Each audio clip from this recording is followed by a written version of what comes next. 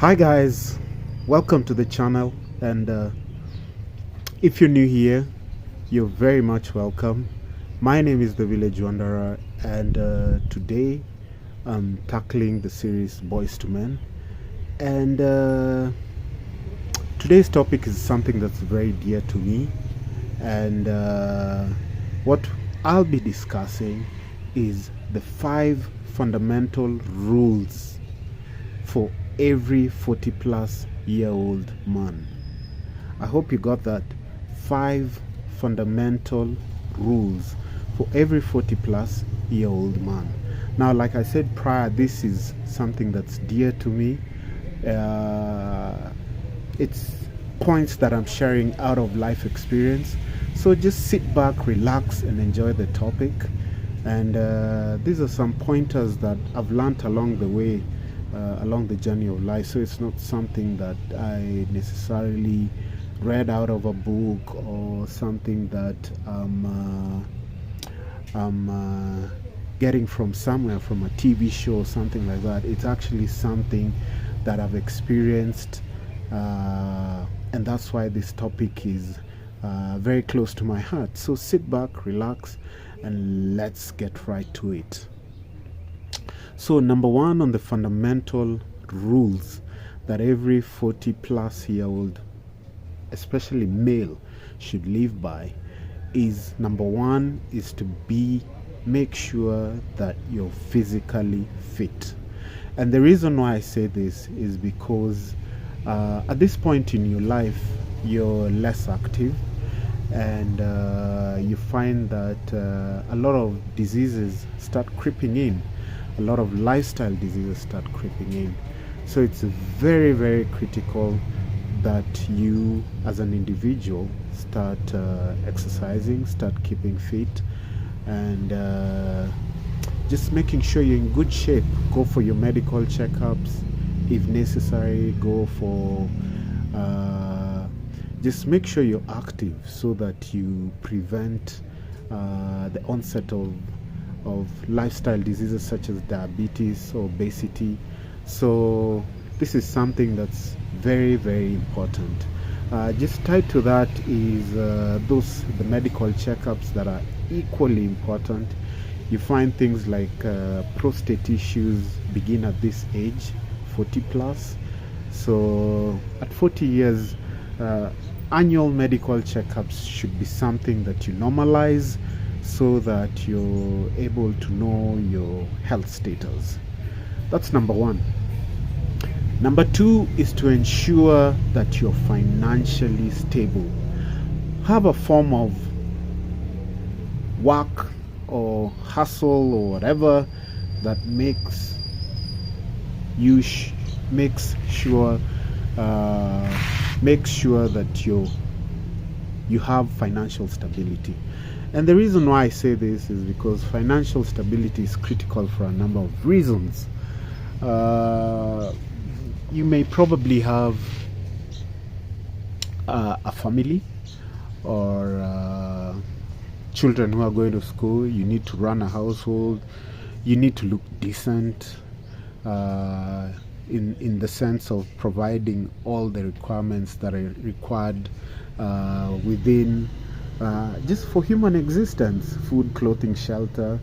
So all this require finances, and you cannot do this effectively if you're not financially stable. So one thing that you need to ensure, and even for future planning purposes, to be able to just plan for growth, for progress, whether it's business growth, whether it's personal growth, building a house, buying a car, taking your kid to universities or colleges, or even secondary school. You really have to have a steady financial source. You have to be stable with regard to finances. So that is something you have to figure out, whether it's through business, whether it's through farming, whether it's through whatever means. Number three on my list is building social capital. Building social capital is very, very important. more specifically because you need people. You need people for various reasons, for jobs, for friendship, for family activities. And social capital at this point is very critical because you see how people can help you in times of adversity, and how you can be of help to other people as well. And social capital is equally important in terms of just having wide networks. You never know when this could come in handy. So at this point in your life, you should be consolidating your social networks, whether it's through family, whether it's through friends, whether it's through colleagues, workmates, but work on it. Build your social capital. Very, very important. And network as much as possible. Network, network, network. My fourth point is planning for paying for, is something that I mentioned earlier, and that's planning for your retirement. Being contented, setting realistic goals at this point in time. So point number 4 essentially is setting realistic goals. Setting realistic goals and planning for your retirement. Very, very, very, very important. Setting realistic goals. I know this is a very, very debatable point, more especially because what might be realistic to me might not be realistic to somebody else. But essentially, at this point in time, there are certain things that you may want to achieve that may not be within the realm of possibility. For instance, maybe if you wanted to be an air hostess or an air host, then at this point, maybe based on the age group of that particular job caliber, you'd not be able to qualify for such a job, so it wouldn't make sense to keep pursuing such a goal.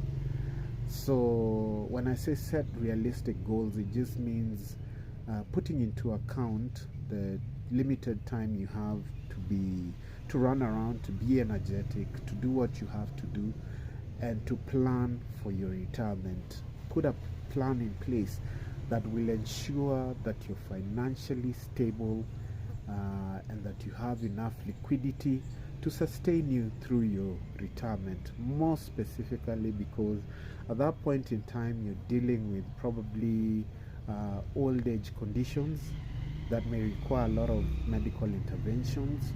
So it just makes sense that you have plans in place to be as liquid as possible at that point in your life. So set realistic goals and make sure that you're planning for your retirement.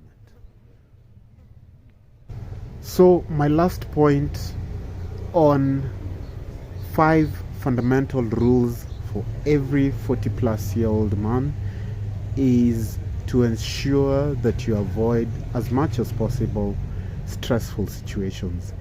Avoid stress as much as possible. Ensure that you're calm and composed in all situations, because life can throw you a lot of curveballs. At this point in your life, you have a lot of issues you're dealing with, kids who are in school, aging parents, so a lot of middle-age issues that can really cause a lot of stress.